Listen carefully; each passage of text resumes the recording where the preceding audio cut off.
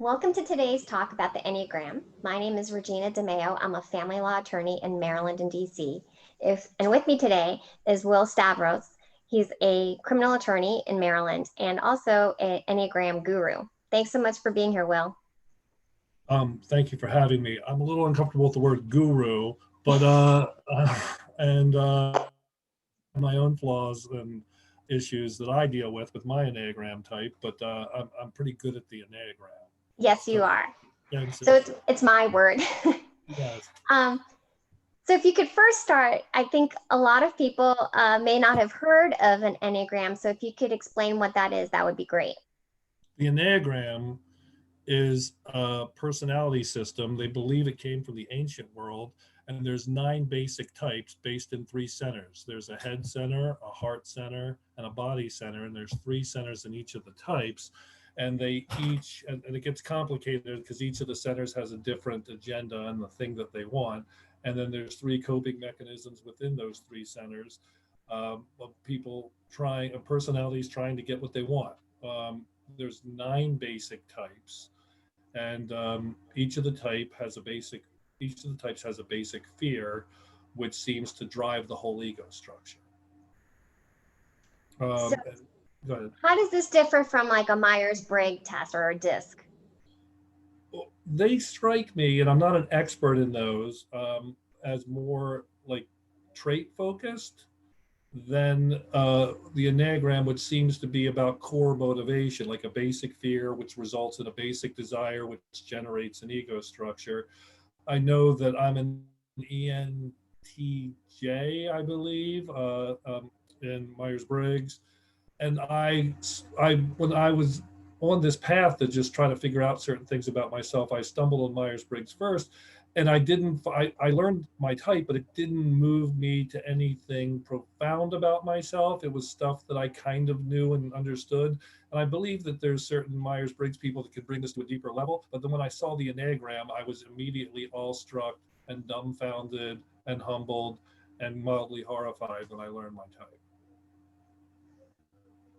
I was too, actually. So if you could just sort of explain, like, what are the applications to taking and knowing your number? Once I saw my number, the reason I was mildly upset is because it was my number. I figured it out, but I looked at other numbers and thought I might be this, I might be that. And it showed me things about myself that maybe I unconsciously knew about myself, and I at least knew them to be me, but I was embarrassed by aspects of them, and I was really happy about other aspects of them. But there's always like a kind of an aha moment, and there's often, not always, and a minor yuck feeling when you learn your type, but it's so revealing and so useful. It's been so useful to me over time. But when I first saw it, I was embarrassed a little bit about things about myself that were true. And everybody is. And when you learn it, like, be careful with yourself and sensitive with yourself, but it'll be so valuable in the long run to know your type and to where you're coming from and what your motivation is. It might be able to circumvent a lot of therapy that, like, to why you do what you do, if you find your type and you find it accurately. Because you might go round and round trying to figure that, and then you could go into therapy with that knowledge and then move forward much quicker. That's what it strikes me. I'm not a therapist, but it strikes me that would be a use. Yeah, but in addition to self-awareness, it also, I think, helps with groups, right? Like once I learned about this, I had my students take this last year when I was teaching the George Washington Family Clinic. And I believe that some law firms have hired you, right, to do these team building exercises where everyone shares their Enneagram numbers and then they learn more about each other. So it can be used between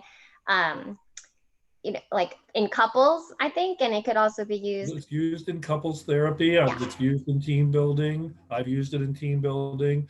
It's used in conflict resolution, which I've taught a lot to, like, bar associations over the past couple of years. When you know somebody else's type, you know where they're coming from, and it's not just directed to make you upset. They're trying to alleviate their basic fear and go towards their basic desire, and it's not a personal thing. and it's very painful to them if they can't achieve that.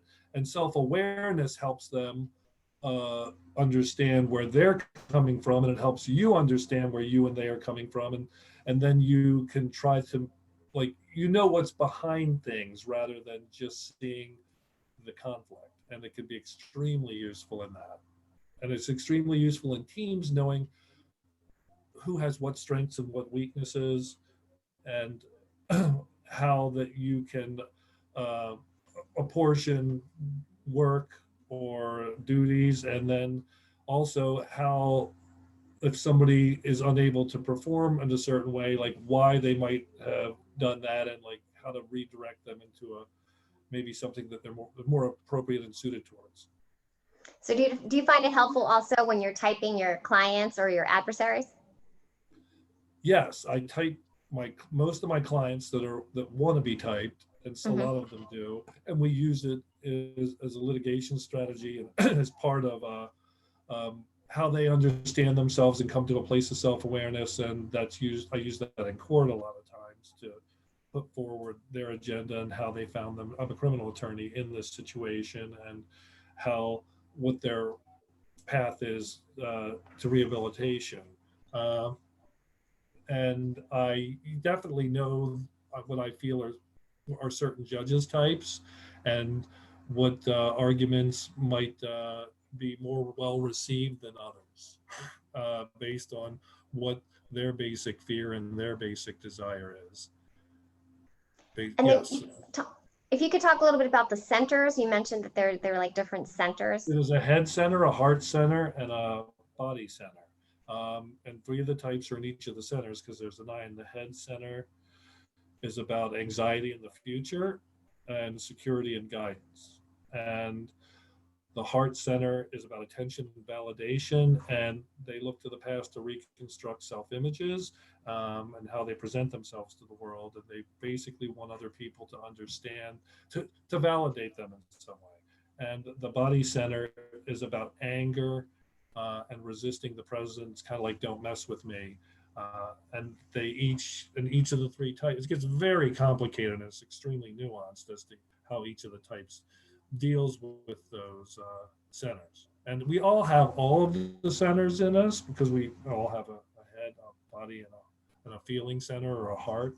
And but we usually get stuck in one of the centers, and particularly in one of the types. And then we usually have a wing on either side too. That's also part of our coping mechanism. We're all of the types, but one of them is our 95% of the time thing. But all of them are an aspect of, like, how humans or consciousness deals with the world. And then one of them is where we kind of get stuck and just, like, beat that horse all the time, and try to we see everything through that prism of that personality type, or the vast majority of things. And then we try to use that as our coping mechanisms to get what we want. So after people take a test to find out their number, like what are other resources that they can, if they want to delve more into this, that they can look at? You can take a test, and there's online tests, and sometimes some are more accurate than others, and all of those kind of tests have some limitations as to, like, who answering and how do you see yourself.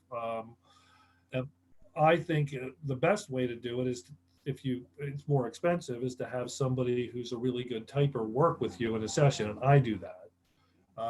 But you can also take a test and come to it. And a lot of times people find their types through their tests, and they can be helpful.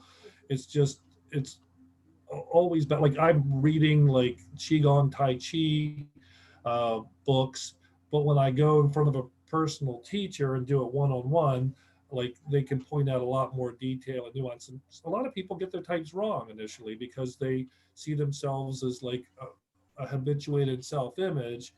The tests are supposed to correct for that, and a lot of times they can, but not always. And even a person who's really good at it isn't going to get it right every time. But I think that having an individual person well trained and who's really experienced in this is the best way to work with you and your type in finding it. And then you can discuss it afterwards, like what that means. That's how I learned my type. Somebody came to my house and I went through it. And they kind of let me find my own type through the process, and I do that with people, and like it's a mutual thing.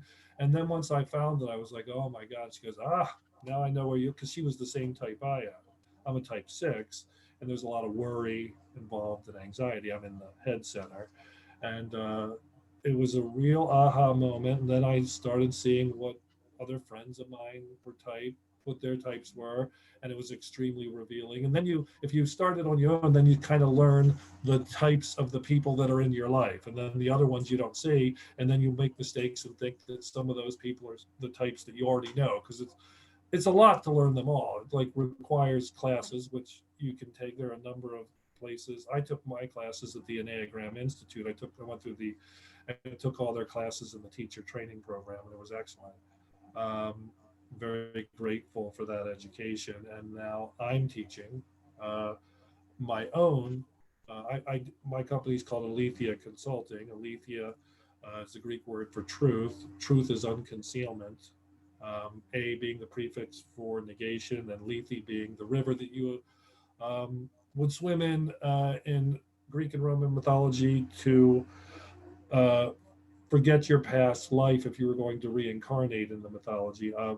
It was the river of oblivion. So aletheia is truth as removing oblivion, and people see themselves as a certain way, and the Enneagram is an excellent tool for removing the oblivion of how you see yourself. Because how I saw myself before knowing my type and after knowing my type are two completely different worlds. Oh yeah, no, I totally agree. At first I was like, am I really a challenger? I don't know about that. And I'm like, yeah, I kind of am, right? Let me just accept that fact and maybe learn how to play nicer with others.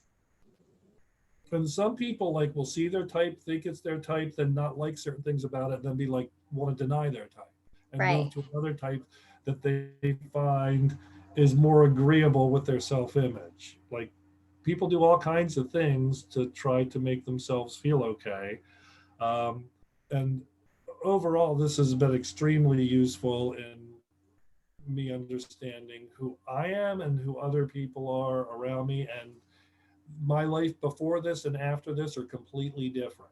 Like in knowing it to the depth that I know it now, and like and knowing what your kids, your family, your boss is, your adversary is. It's I can type other people fairly quickly by talking to them with a reasonable degree of accuracy, but not everybody can do that. That's kind of like a special skill, and it has to do with my type and my instinct stack and a bunch of things that come together that I think makes me have a particular talent for this. And certain people have more or less of a talent, but as far as typing people, I'm really good at that. If they want to come to me and like work with themselves to try to discover their type, if they're not sure, and to discuss their type. And you always kind of do it with a lot of sensitivity because it's very vulnerable situation to know your type and what that means.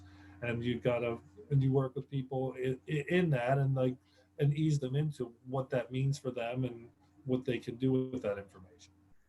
No, I know everyone that's worked with you has had great things to say, and my students definitely appreciated taking the test and learning more about themselves and their partners. So, if people want to work with you and want to contact you, what's the best way to do that? I have a couple emails. They can contact me at my law firm at w@stavroslawfirm.com. And I just started an email for the LLC for the business. I think it's William at AlethiaTruth.com. Just do the law firm now. I'm like, I haven't really I'm not an email person, but they can do that. But if they wanted to call me, that's the best way. And Okay. they can just get me on my cell at 410-491-4846. Don't text me, call, and I'll call you back. I mean, but the email at w@stavroslawfirm.com until I get everything set up. I've got a website going and it's all going to come through that. But it's been I've been teaching a while. Now it's gotten to the stage where I need to do all these other things, and I'm not super into like the technical aspect. And I have people that I hire to help me with all that. We'll help you get there. But this has been great. Thanks so much for taking the time to do this today. Thank you. Bye bye. Thank you all for tuning in.